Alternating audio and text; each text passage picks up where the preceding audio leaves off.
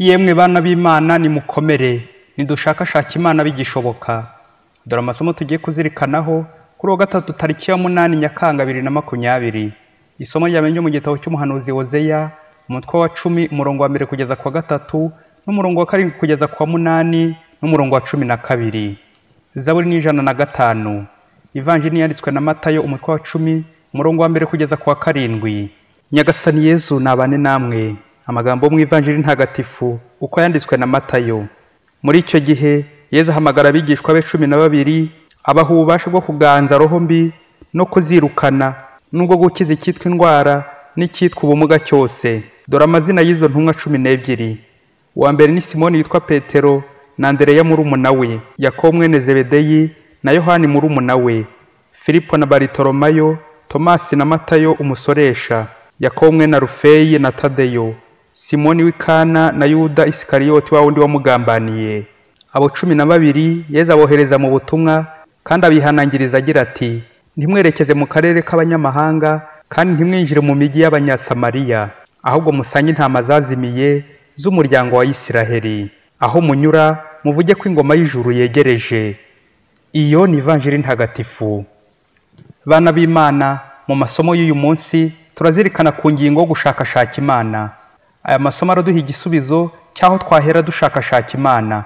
Imana dushaka kujya kuyishakira kure, nyamara yo ituri bugufi. Mu isomo rya mbere turabona umuryango w'Imana, Abayisiraheli mu buyobe bwabo bashakashakaga ihirwe bakarishakira mu mana z'amahanga, bakayoboka imico y'abanyamahanga itegeko ry'Imana ryababuzaga, bituma babaho nabi, ibiza n'ibyago bibituraho. None umuhanuzi Hozeya arabakangurira kuva kuri iryo soko ry'abanyamahanga bakagaruka ku isoko Imana nyir'ubuzima ibatuyemo. Ati: nimubiba mukurikije ubutungane muzasarura imyaka myiza. Igihe ni iki cyo gushakashaka Uhoraho kugeza ubwo azaza akadusesekazaho ubutungane. Amen. Ni koko abo umutima ukeye niwe wabona Nyagasani. None umuririmbyi wa Zaburi aratwibutsa ko dukeneye Imana impande zose, mu byo dukora, mu byo tuvuga no mu byo dutekereza. Ati: nimushakashaka uruhanga rw'Uhoraho ubudahwema. Naho Yesu mu Ivanjili, umwana w'Imana waje muri iyi si gukusanyiriza hamwe abana b'Imana batatanye ngo bagire ubuzima. None mu guhamagara intumwa mu mazina yazo araziha ubutumwa bwo kurandura ikibi no gukora icyiza, bityo bakajya kogeza ingoma y'Imana mu bantu. Hari umurongo mwiza bahaye bagomba kugenderaho muri uko gushakashaka Imana n'abana bayo bazimiye, aho batagomba kujya naho bagomba kujya. Ati: ntimwerekeze mu karere k'abanyamahanga kandi ntimwinjire mu migi y'Abanyasamariya, ahubwo musange intama zazimiye z'umuryango wa Isiraheli. Kuki Yesu abujije intumwa ze kujya kure mu mahanga? Impamvu 3. 1. Ni ibyuzuza isomo rya mbere ry'uko umuryango w'Imana utagomba kwihumanya ngo wivange n'imico y'abanyamahanga, abantu bakure, mbese kudahurwaho imigirire mibi. 2. Brebis perdues, intama zazimiye za Isiraheli. Guhera hafi akayamvugo y'Ikinyarwanda ngo ijya kurisha ihera ku bwatsi cyangwa ihera ku rugo. Apostolat de proximité, guhera ku bikwegereye, guhera kuwo mubana, mu mukorana, mu baturanye. Aho haba ugufi niho tugomba gushakira Imana no guhashakira abazimiye, kwegera abanyantege nke. 3. Twijya kure twigora. Yesu ntashaka ko tuvunika mu butumwa.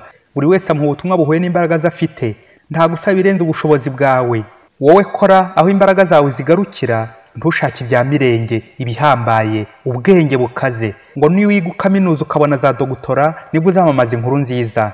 Ye baba we, ibyo ufite muvandimwe birahagije. Ni nacyo Yesu yibukije intumwa ze ati: aho munyura muvuge ko ingoma y'ijuru yegereje. Yesu arahibereye niwe udufasha mu butumwa. Imana iri bugufi, mwikongera kwigora ngo murahangayika, mwikwiruka mu bapfumu, ibigirwamana, mu mahanga, mu ngeso mbi n'imico y'ubuyobe, kuko Imana ihibereye. Imana ntiri kure, iri hafi yacu, niyo idushoboza mu butumwa.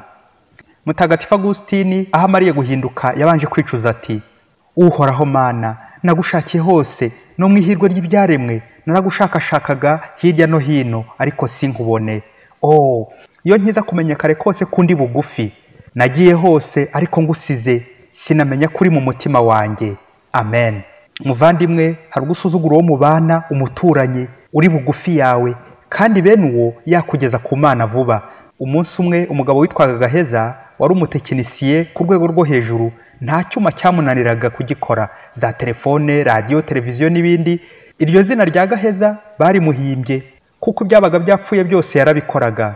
Gaheza rero yarafite umugore wajyaga umuca inyuma, kubera ko amabanga yose umugore yabikaga muri telefone ye, za randevu zose afitanye n'abandi bagabo n'ibindi byinshi.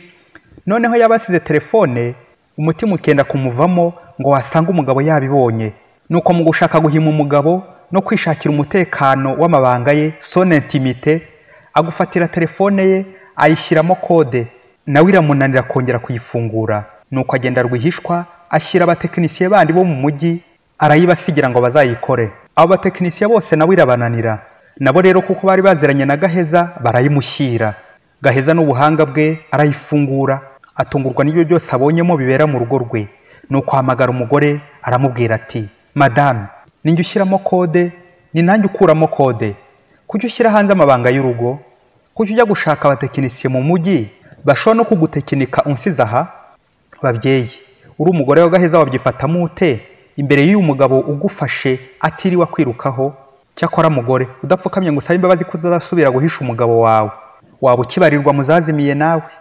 Mubyeyi, ufite uwo mwashakanye Imana yakwihereye ngo mufatikanye gushinga urugo rukomere. Kuki umusiga ukajya gushakira ihirwe ahandi? Kuki se abuzereramo atari Imana yaguhaye ngo mubane? Intama zazimiye zo muryango wa Isiraheli. Inzu yacu harimo ubukungu bwinshi, harimo amateka menshi, harimo amabanga menshi. Kwirushya ngo urashakira kure, kwirukanka imisozi ukajya kwihumanya, ukajya gushakira ihirwe ahandi, kandi usize amahirwe mu nzu yawe. Umenye ko mu mutima wawe hari ubukungu bwinshi buhihishe. Umutima wawe ni Gaheza, niho Imana ituye, iri bugufi. Abantu benshi bagiye bahunga imitima yabo, bamwe birirwa ahandi, abandi ntibanaharare. Garuka rero muvandimwe mu nzu yawe, garuka mu mutima wawe, hagume mugumane n'Imana. Padiri Masumbuko Ladisirasi wa Diyoseze ya Cyangugu.